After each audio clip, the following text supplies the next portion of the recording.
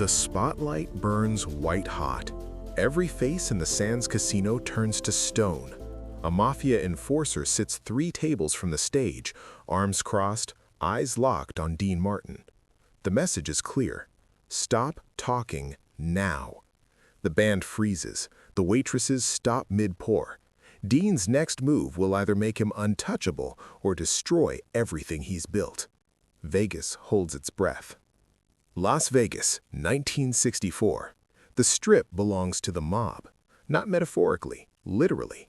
Every casino, every showroom, every dollar that changes hands, controlled by 5 families who turned desert sand into a gold mine.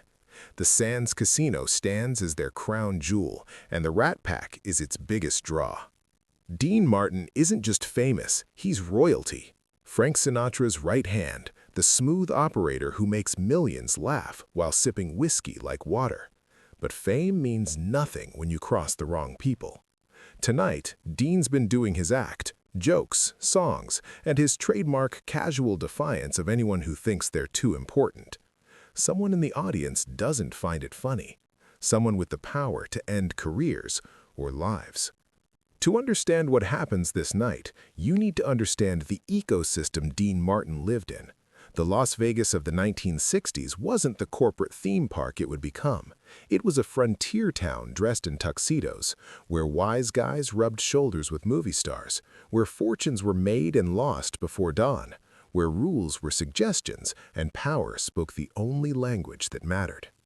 The Rat Pack, Frank Sinatra, Dean Martin, Sammy Davis Jr., Peter Lawford, and Joey Bishop owned this town in every way except on paper. Their shows at the Sands sold out months in advance. They drank until sunrise, gambled with house money, and treated the stage like their living room. Audiences didn't just watch performances, they witnessed organized chaos, inside jokes, and the kind of cool that couldn't be manufactured. Dean Martin played a specific role in this dynamic. While Frank was the leader, intense and commanding, Dean was the counterbalance. Effortlessly funny, perpetually relaxed, seemingly indifferent to everything. He'd wander on stage with a rocks glass, interrupt Frank's songs, forget lyrics on purpose, and make it all look accidental. The audience ate it up. They paid premium prices to watch millionaires not take anything seriously. But the act was exactly that, an act. Behind the perpetual smile and the slurred speech, which was mostly ginger ale, not whiskey, Dean Martin was sharp as a blade. He'd grown up Dino Procetti in Steubenville, Ohio, the son of Italian immigrants. He'd worked as a bootlegger, a card dealer, a boxer. He understood street rules long before he understood Hollywood ones. He knew when to laugh, when to walk away, and when to stand his ground. He also knew who really ran Las Vegas. The mob's relationship with the Rat Pack was complicated. On one hand, Frank and the boys were golden geese, packing showrooms and bringing high rollers through the doors. Their presence legitimized Vegas, made it glamorous instead of just gambling. On the other hand, they were celebrities with egos, unpredictable, and occasionally problematic. Frank Sinatra had connections, real ones. His friendship with Sam Giancana, the Chicago outfit boss, gave him a certain protection. The mobsters saw Frank as one of them, a paisan who remembered his roots. But Dean?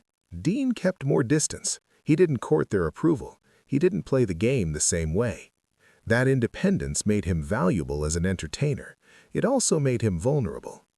The tension had been building for weeks. Dean's act increasingly included jokes at the audience's expense, not mean-spirited, but pointed. He'd spot someone wearing too much jewelry, someone with an obvious trophy wife, someone taking themselves too seriously, and he'd improvise. "Hey, pal, nice watch. You knock over a jewelry store or just marry one?" The crowd would roar. The target would usually laugh it off. Usually. But what happens when the target isn't a dentist from Milwaukee or an oil man from Texas? What happens when the target is connected?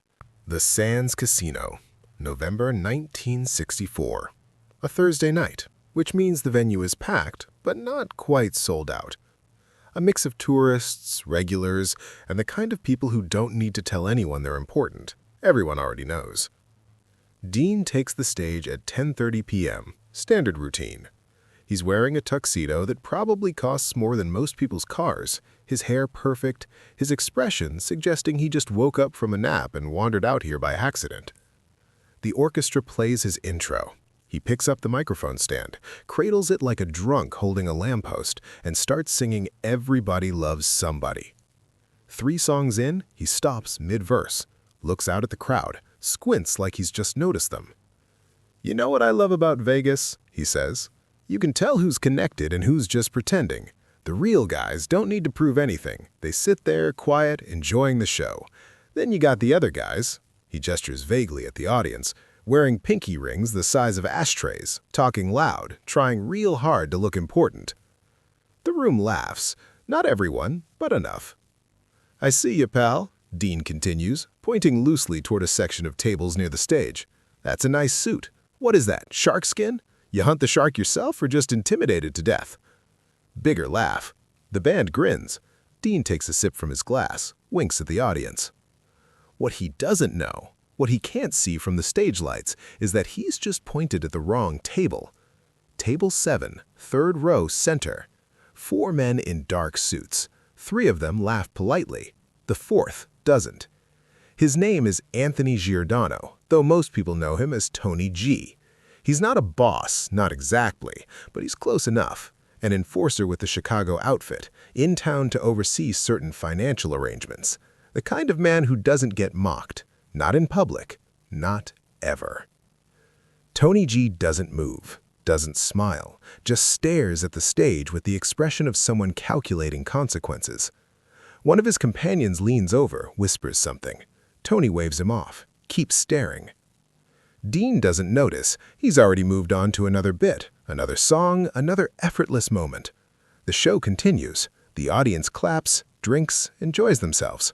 Just another night at the Sands. But backstage, word is already spreading. Dean's dressing room after the first show. He's loosening his bow tie, pouring actual whiskey now that he's off stage, when there's a knock. Not the casual knock of a stagehand, the kind of knock that announces itself. The door opens before Dean answers. 2 men step inside. Not hotel security, not the Rat Pack crew. They're wearing suits that cost serious money, their expressions professionally blank. "Mr. Martin," the first one says, "someone would like a word." Dean knows this script. He's seen this movie. He glances at the mirror, takes a slow sip of whiskey, then sets the glass down with deliberate care. "Tell your boss I'll catch him at the bar later. I got another show at midnight." It's not a request. The room goes very quiet. The second man hasn't said anything, hasn't moved, but his presence speaks volumes. This is the moment where Dean makes a choice. Comply and walk into a backroom conversation that could go any direction. Refuse and disrespect someone who doesn't tolerate disrespect. Dean looks at them for a long moment. Then he smiles, that same easy smile that's made him millions. "All right, let's go have a chat." They walk him through the casino floor, not roughly, but with unmistakable purpose. People notice, heads turn. The sight of Dean Martin being escorted somewhere by men who aren't his friends travels through the sands like electricity. They take him to a private room off the main gaming floor, the kind of room where the casino comps high rollers, where deals get made, where conversations happen that don't leave the building. Tony Giordano sits at a table, smoking a cigar, a glass of something brown in front of him. He doesn't stand when Dean enters, doesn't offer a handshake, just gestures at the chair across from him. "Sit," Tony says. Dean sits, still smiling, but his posture is changed, straighter, alert. "You're a funny guy," Tony begins. "That's your job, right? Make people laugh. I respect that. Entertainment's important, keeps people happy, keeps them spending money. Everybody wins." "Glad you're a fan," Dean says. "But here's the thing," Tony leans forward, taps ash from his cigar. "When you're being funny, you gotta be smart about who you're being funny at. Some people, they don't mind. They take the joke, laugh along, no problem. Other people, they got reputations to maintain. They got business considerations. A joke at their expense, even a little one, sends the wrong message. Dean says nothing, just listens. Tonight, on stage, you pointed at my table, made me part of your act. Now, maybe you didn't know who I was. Maybe you just picked a random target. I'm willing to give you that benefit. But now you know. And you got another show tonight, so we need to understand each other. The implied threat hangs in the air, thick as the cigar smoke. This is the moment, the fulcrum. Dean Martin can apologize, make nice, promise to watch his mouth. Tony will accept, everyone saves face, life goes on. That's how this usually works. That's how you survive in Vegas when you're not actually connected, when you're just an entertainer who depends on these people's goodwill. Dean leans back in his chair, crosses one leg over the other. That smile never wavers. Tony, he says, and the use of the first name is deliberate. I appreciate you taking the time to educate me, really. But here's the thing you need to understand. When I'm on that stage, I'm not working for you. I'm not working for the Sands. I'm working for the people who paid to see me. And those people, they didn't come to watch me be careful. They came to watch me be me. The room temperature drops 10 degrees. So here's what's going to happen, Dean continues, his voice still casual, but the steel underneath now visible. I'm going to go back to my dressing room. I'm going to finish my drink. Then I'm going to do my midnight show exactly the way I always do it. If someone in the audience gives me material, I'm going to use it. That's the job. And if that someone happens to be you, again, then I guess we'll see if you got a sense of humor after all. Nobody talks to Tony Giordano like this. Nobody. One of the men who escorted Dean reaches inside his jacket. Tony raises a hand, stops him without looking. You think you're untouchable? Tony asked quietly. You think because you're friends with Frank, because you're on television, that makes you safe? I think, Dean says, standing up, that I've been dealing with guys like you since before I could shave. And I learned a long time ago that the moment you start being afraid is the moment you stop being yourself. So no, I don't think I'm untouchable. I just think I'm not going to live on my knees. He walks to the door, pauses with his hand on the handle. Thanks for the drink invitation, Tony. Maybe next time. Then he walks out. The whole way outside feels a mile long. Dean doesn't look back, doesn't speed up, doesn't show a single sign of the adrenaline now flooding his system. He walks back through the casino, past the staring faces, past the whispers, into his dressing room. Only then does he lock the door. Only then does his hand shake slightly as he pours another whiskey. What he just did was either the bravest or stupidest thing of his life, possibly both. He insulted a made man to his face, refused to back down, and walked away. In Vegas, in 1964, when people disappeared for far less. 45 minutes until the midnight show.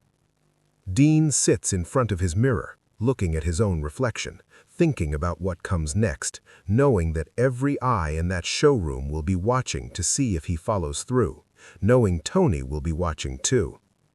The question isn't whether Dean meant what he said. The question is whether he'll have the nerve to prove it.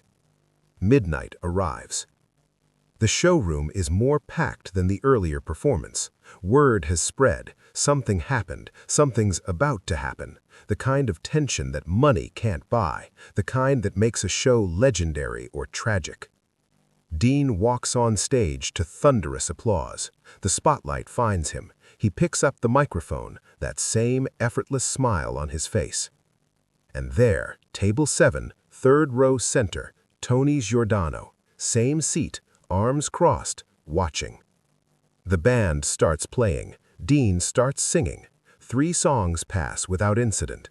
The audience relaxes slightly. Maybe nothing's going to happen. Maybe it was all rumors.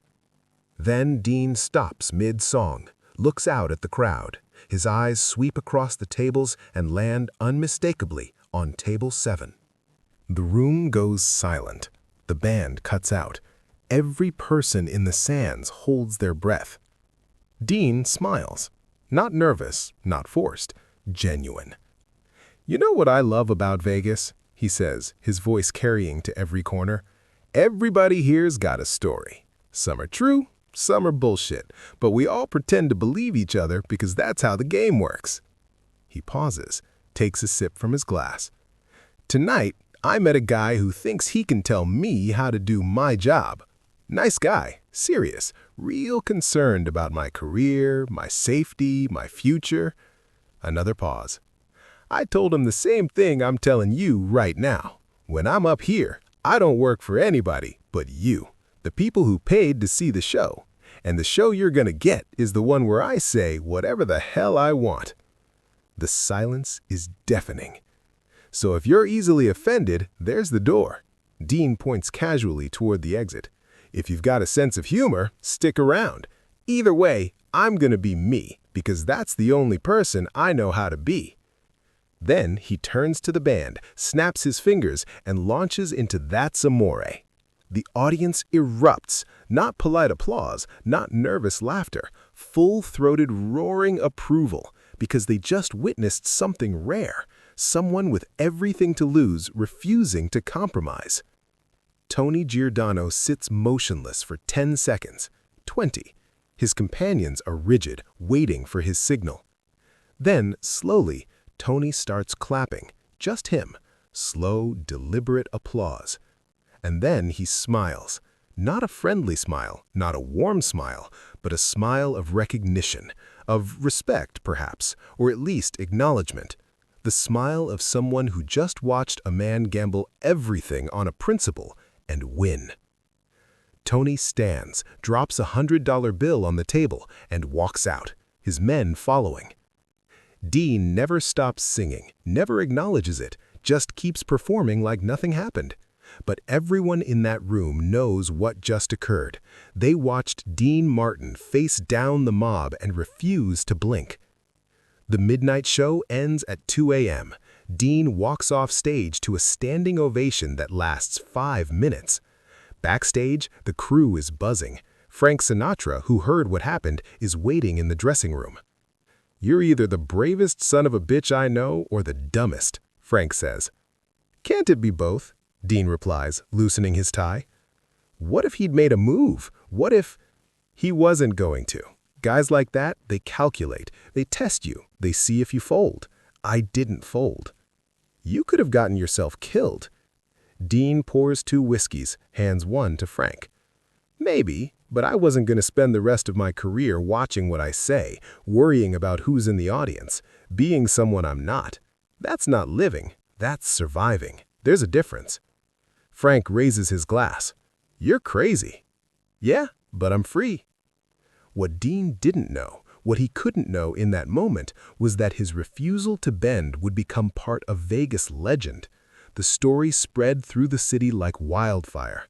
By the next afternoon, every entertainer, every pit boss, every cocktail waitress knew about the night Dean Martin told the mob to go to hell and lived.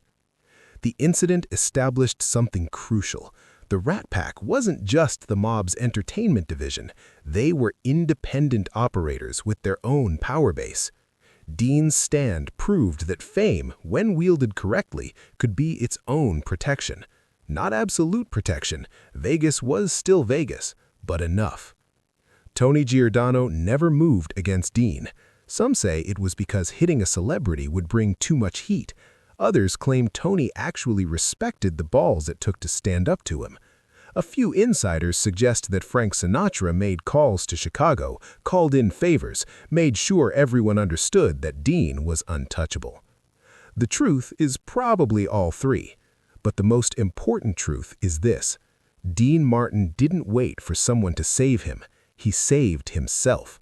By refusing to be afraid, by trusting that his authenticity was more valuable than compliance, he transformed from entertainer to icon. The Sands Casino continued to host the Rat Pack for years afterward.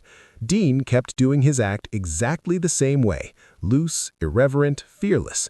If anything, the incident gave him even more creative freedom. Everyone knew he couldn't be controlled, so they stopped trying. Other performers took note.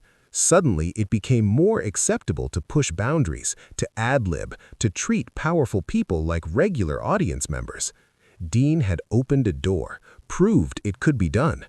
The culture of Vegas began to shift, slowly but inevitably, from absolute mob control to something more chaotic and creative.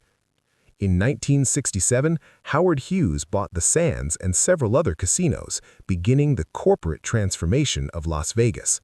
The mob's grip loosened year by year. By the 1970s, the golden age of organized crime's Vegas empire was ending. Entertainers had agents and contracts instead of arrangements and understandings.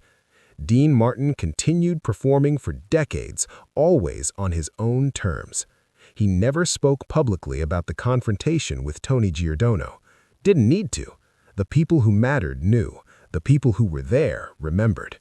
When Dean died in 1995, obituaries focused on his music, his movies, his comedy. They called him the King of Cool, celebrated his effortless charm. But those who knew the real story understood that his coolness wasn't just style, it was courage disguised as indifference. It was the willingness to risk everything rather than become someone else's puppet. Tony Giordano, for his part, remained active in Chicago outfit operations until his death in 1974.